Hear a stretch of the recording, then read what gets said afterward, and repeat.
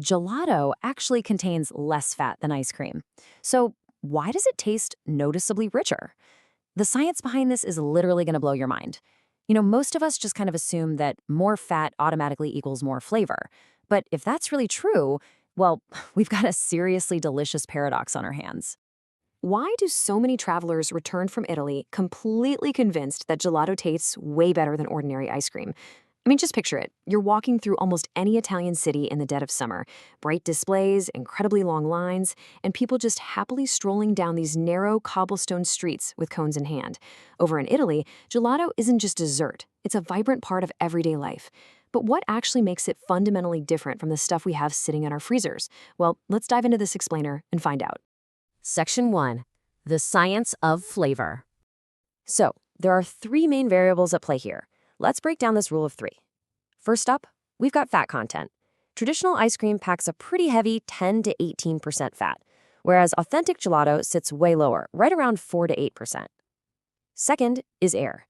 Ice cream is churned rapidly, pumping it completely full of air. Gelato, on the other hand, is churned nice and slow, which keeps the air out and creates this beautifully dense texture. And third, temperature. Gelato is actually served slightly warmer than ice cream. These three specific factors combined perfectly so that the flavors just hit your palate immediately. And this brings us to an absolutely fascinating food science moment. Because it's totally counterintuitive, right? While fat definitely adds richness to a dish, it also creates a physical barrier. It literally coats your tongue and blocks some of your flavor perception. So, because gelato uses significantly less fat, your taste buds get to experience way more of the actual unmuted flavor of the ingredients. In other words, less fat actually means more flavor. And honestly, what's amazing to me is that Italian artisans mastered this incredible sensory trick centuries before modern food scientists could even explain how the heck it worked. Section 2. Centuries of Italian History. The roots of gelato go way back. We're talking the 15th century, where early frozen desserts were already popping up in the Renaissance courts of Florence. But things really accelerated in the 16th century. A famous chef named Bernardo Buontalenti started experimenting with milk, cream, sugar, and ice to create these luxurious treats specifically for the incredibly powerful Medici family. Over time, Italian artisans refined the whole process, and their focus was never, ever on adding richness through heavy cream. It was always entirely focused on maximizing flavor. Jump ahead to the 21st century, and gelato is one of Italy's most beloved culinary exports. I mean, it's enjoyed everywhere from Rome to Tokyo to New York. Section 3. The Authentic Recipe. So here's exactly what you need for a 6 to 8 serving batch of authentic vanilla gelato. You'll want 500 milliliters of whole milk, 150 milliliters of heavy cream, 120 grams of sugar, 4 egg yolks, a vanilla bean, and just a pinch of salt. Now notice the crucial ratio of dairy here. Just think about how much more whole milk there is compared to heavy cream. That intentional balance right there is exactly how you keep the fat content low so that intense vanilla flavor can shine through completely unobstructed. Okay, now for the actual procedure. You start off by gently heating your dairy and aromatics until they're just steaming. Then you whisk the yolks and sugar together. And this part is absolutely vital. You have to temper the eggs slowly with the warm milk mixture so they don't scramble. Nobody wants scrambled egg gelato. You cook that base on a low heat, chill it completely for at least 4 hours, and finally churn it nice and slow, finishing with a brief soft freeze. That whole process is how you lock in that beautifully compact texture. Of course, things can easily go wrong.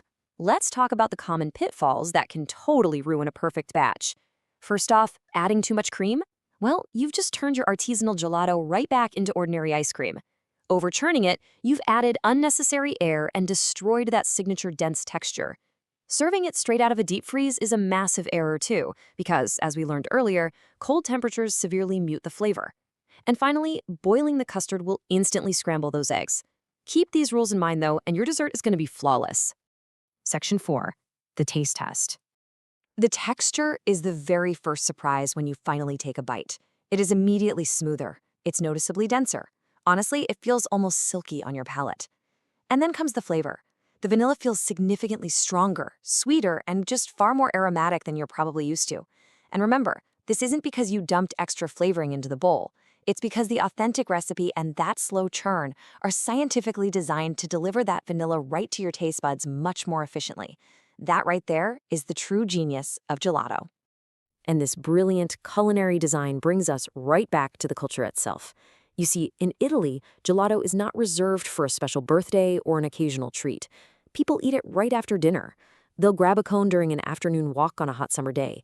They even eat it in the dead of winter. Many Italians will quite literally judge a whole town by the quality of its local gelateria. And let me tell you, the passionate local debates over who makes the absolute best flavor can get surprisingly serious. Which brings us right back to you. Now that you understand the food science, the history, and the authentic technique behind it all, I really want to know where you stand. Are you team gelato or team ice cream? Which one are you choosing, and what is your absolute favorite flavor? Let me know down in the comments. Thanks so much for joining me on this explainer today. Keep exploring, keep cooking, and as always, keep tasting the world.